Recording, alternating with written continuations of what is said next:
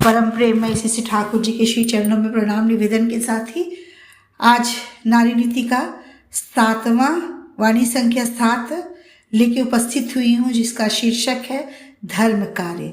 इसको मैं पढ़ती हूँ, फिर इसकी व्याख्या मैं करूँगी। धर्म कार्य का अर्थ है वही करना जिसे तुम्हारा और तुम्हारे परिपार्श्विक का जीवन यश और वृद्धि क्रमवर्धन से वर्धित हो। सोच समझ देख सुनकर वही बोलो और आचरण में उसका ही अनुष्ठान करो, देखोगी भय और अशुभ से कितना त्राण पाती हो। बहुत सुंदर ठाकुर जी ने धर्म कार्य के संबंध में जो ये वाणी दिया है। हम लोग सोचते हैं धर्म कार्य का अर्थ वही होता है, हमने अगरबत्ती जला दी, हमने शंख बजा दिया, हमने धूप दिखा दिया, हमने घंटी बजा दी।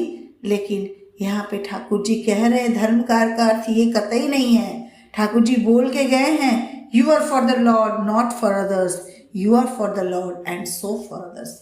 बोल के गए हैं तुम भगवान के हो, अगर तुम भगवान के हो तो तुम सबके लिए हो। सब में भगवान को देखो, और भगवान को कैसे देखा जाता है इसका सहज सरल उपाय देखे गए हैं। हमेशा कहते हैं तुम्हारा अड़ोस पड़ोस भी सुखी रहे।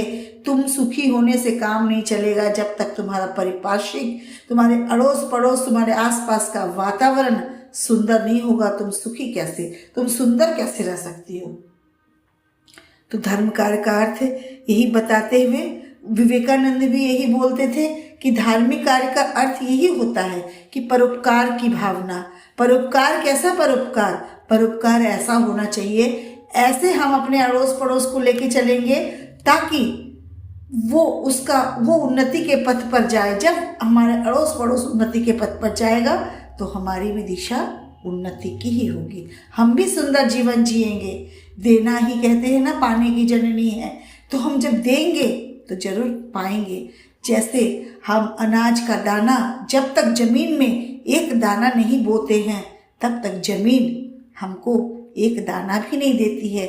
चाहे वहाँ नारियल फोड़ ले, चाहे अगरबत्ती जला ले, चाहे कुछ भी कर ले, और कहे हे जमीन माता आप हमको अनाज से भर दो। नहीं, इसका भी नियम है।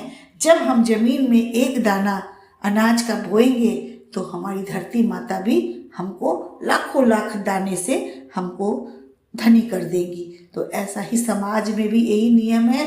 धर्म कार्य का भी यही ठाकुर जी कहने का उद्देश्य है कि धर्म कार्य में तुम सबको लेके चलो। धार्मिक अनुष्ठान कहते हैं, जो हम लोग ये सब करते हैं सब अनुष्ठान है। इसलिए ठाकुर जी कहते हैं समय गंवाया पथ खोजन को, अनुष्ठान का आडंबर अनुष्ठान ही पाया हमने, पथ गया चूल्हे भार।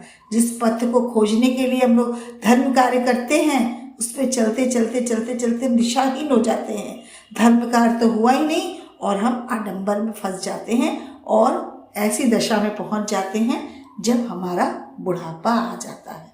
जब बुढ़ापा आ जाता है तो हमारा हाथ पैर कुछ भी काम नहीं करता है। तो ठाकुर जी कहते हैं कि तुम अनुष्ठान मत करो, तुम देखोगी, तुम अपने बोली में भी देखिए धर्म कार्य कई तरह से होते हैं। आप बोल के भी, सुंदर बोल के भी, एक डॉक्टर जो रहते हैं वो दवाई के साथ साथ अगर उनकी बोली सुंदर होती है तो बहुत सुंदर परिवेश बनता है और जो मरीज है वो आधा ऐसे ही ठीक हो जाता है। तो ठाकुर जी यही कह रहे हैं कि सोच समझ कर देख सुनकर वही बोलो। हमको वैसा ही बोलना है और बोलने से ही काम नहीं चलेगा, अपने आचरण में, अपने बॉडी लैंग्वेज में हमको करके दिखाना पड़ेगा। और अगर ऐसा हम कर लेते हैं तो भय और अशुभ से कितना त्राण पाएंगे। और हम निश्चित तौर पर जो भय और अशुभ की आशंका हमको लिए चलती है, हम उस आशंका से ग्रसित रहते हैं, ये आशंका से हम मुक्ति पाएंगे और हम उन्नति की दिशा में आगे बढ़ेंगे। इस वाणी से मैं यही समझ पाई हूँ। आशा करती हूँ कि आप लोग को भी ये व्याख्या अच्छी लगी होगी। वंदे पुरुषोत्तम।